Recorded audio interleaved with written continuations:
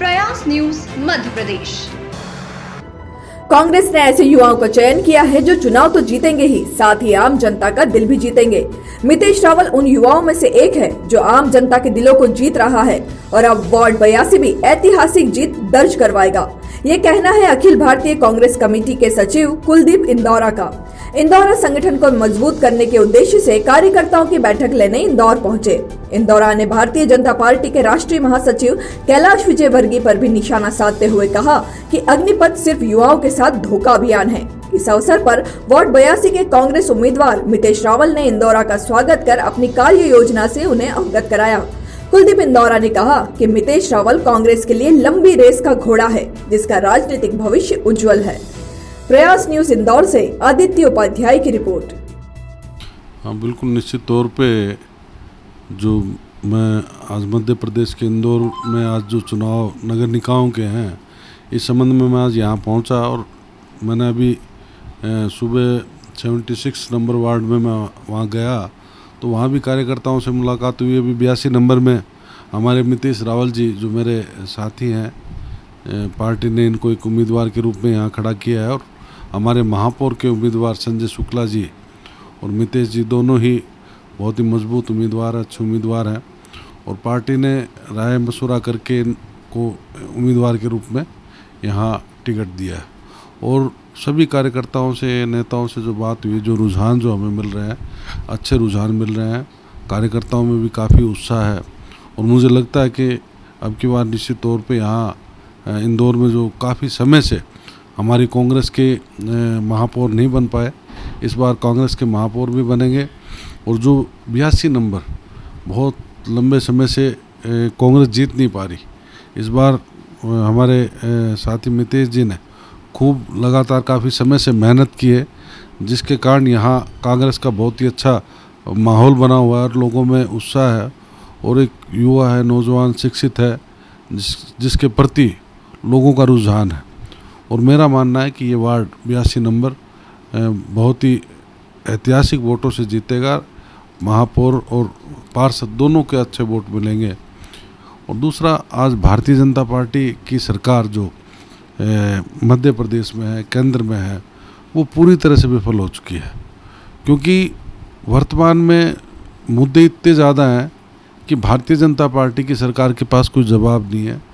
आज इन लोगों ने रोज़गार देने की बात की थी नौजवानों को, इन लोगों ने किसानों के हित में फैसले करने की बात कही थी, इन लोगों ने व्यापारियों को, उद्योगों को आगे बढ़ाने की बात की थी। जबकि आज वर्तमान में जो हालात हैं, सरकार बनने के बाद, व्यापारी नोटबंदी के बाद, जीएसटी थोपने के बाद और कोरोना के बाद हालातों से जूझ ही रहे थे और उसके बाद इन्होंने 3 काले कानून लाकर किसानों पर 3 बिल थोप दिए, जिसको लेकर एक लंबे समय 1 साल तक किसानों ने लड़ाई लड़ी, संघर्ष किया। 700 से ऊपर किसान हमारा उसमें शहीद हुआ, लेकिन भारतीय जनता पार्टी की इस बात का कोई फ़र्क नहीं पड़ा। इस बात को लेकर पूरे देश के किसानों में, व्यापारी में, मजदूरों में, सब में पीड़ा है।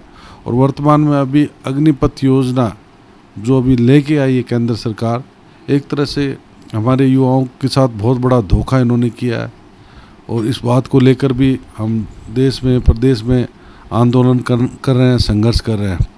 तो ये तमाम बातें हैं। इसके अलावा मुझे समझ में नहीं आता उन्होंने किस हिसाब से कहा 17.5 साल से लेके 21 साल तक के नौजवानों को तो आप नौकरी देंगे और 4 साल वो नौकरी करने के बाद उनको रिटायरमेंट देंगे। इसमें ना तो इंक्रीमेंट है, ना इनका कोई पेंशन की योजना है, ना कोई आगामी उनकी कार्य योजना है। उसमें भी इन्होंने कहा कि 10% लोगों को हम आगे उसमें सेना में भर्ती रखेंगे। तो उसमें कितनी ये भर्ती कर रहे हैं? मात्र 45,000 भर्ती कर रहे हैं, उसमें 10% आप लगा लीजिए, 10-11 हज़ार लोगों को अगर आप रख भी लेंगे तो जहाँ 2 करोड़ लोगों को रोज़गार देने की आप बात कर रहे थे, हर साल 2 करोड़ लोगों को रोज़गार देंगे, तो वो तो कहीं बात पे टिक ही नहीं पाए। और आज युवा, नौजवान इस बात के इंतज़ार में था कि सरकार कुछ करेगी, उल्टा उनके साथ एक धोखा, एक मजाक करके छोड़ दिया इस भारतीय जनता पार्टी की सरकार। बिल्कुल देखो, स्थानीय मुद्दे तो इतने ज़्यादा हैं कि अगर उन मुद्दों को अगर आम जनता ये देख ले कि भी इसके लगातार जो यहाँ महापौर भारतीय जनता पार्टी के बनते आ रहे हैं, तो उसके बाद क्या तो विकास हुए, क्या योजनाएं जनता के हित में, सिवाय भ्रष्टाचार के बढ़ावा के अलावा कुछ नहीं कर पाए। लोगों की जो समस्याएं थी जैसी की तैसी हैं, उनमें उनका कोई निराकरण नहीं कर पाए। हमारे नए नौजवान हैं जो अभी खड़े हैं, महापौर हमारे संजय शुक्ला जी बड़े मजबूत और संघर्ष और लड़ाई हमेशा लड़ते रहे। चाहे वो कोरोना काल के दौरान आपने देखा होगा, ऑक्सीजन की, रेमडेसिविर की जब भारी संकट था, उस समय वो दिन रात वो लगे रहे। उसमें वो खुद भी कोरोना की चपेट में आ गया, मैं भी उसमें समय कोरोना की चपेट में आया, अस्पतालों में हम लोगों को भर्ती रहना पड़ा, लेकिन हमने अपनी जान की परवाह नहीं की। हमने लोगों के हितों की रक्षा के लिए लड़ाई लड़ी, संघर्ष किया और आगे भी करते रहेंगे। और संजय शुक्ला जी बड़ी मजबूती के साथ गरीब की, दलित की, ज़रूरतमंद लोगों की बात उठाते रहे हैं, मेरा ये मानना है। और मुझे लगता है कि अब की बार यहाँ ऐतिहासिक जीत हमारे कांग्रेस पार्टी के उम्मीदवारों की होगी, मेरा ये मानना है।